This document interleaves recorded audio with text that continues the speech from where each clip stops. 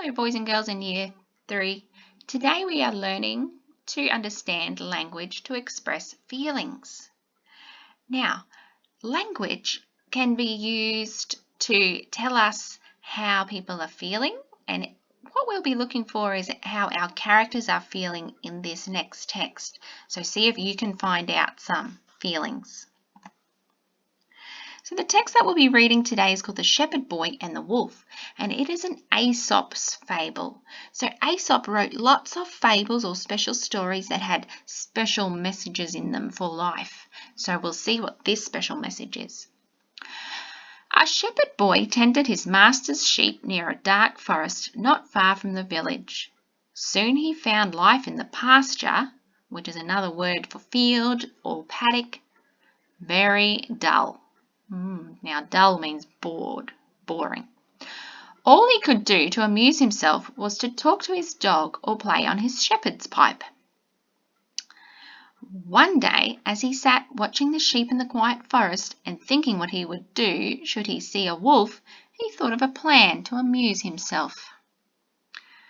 Now, I think the shepherd's boy in this first part of the story is feeling really bored because in the text, they use the words, life in the pasture was very dull. And as we talked about, that dull means boring. So I'm going to put that the shepherd's boy was feeling bored. Let's see if he changes his feelings. So we're about to find out what special plan he had. His master had told him to call for help should a wolf attack the flock, and the villagers would drive it away.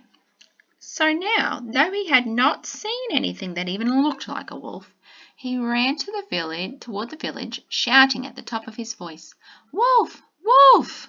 Oh, I think he's tricking them. As he expected, the villagers who heard the cry dropped their work and ran in great excitement to the pasture. But when they got there, they found the boy doubled up with laughter at the trick he had played on them. Wow. I think the shepherd's boy is feeling very happy because he played that trick, and I knew that he was happy because he was doubled over with laughter. So that was some of the words in the text that told me how he was feeling. Let's see what happens next.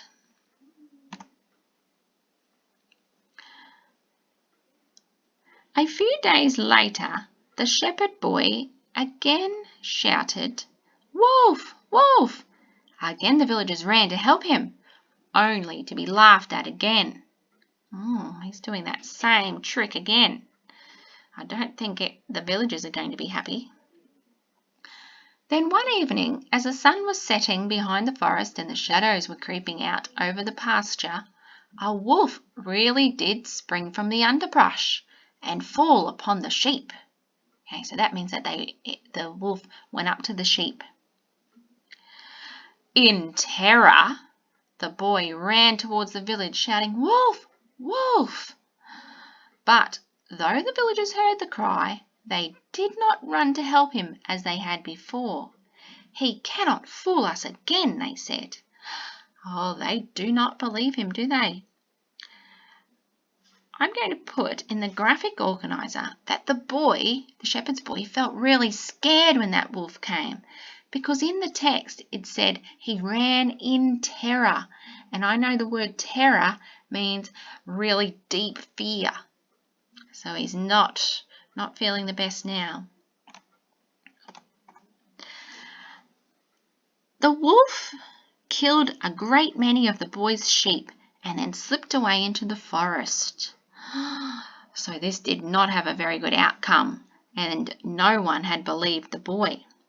So Aesop's message in this fable was that liars are not believed even when they speak the truth.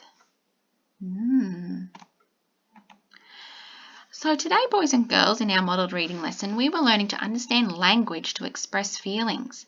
And I think we could find all the different feelings that the shepherd's boy felt during that text. We found that he was bored and happy And then at the end he was really scared when that wolf came. And we were able to find the language that was used in the text that showed us how he was feeling. So I think we did a great job. Thank you, boys and girls. I'll see you next time. Bye.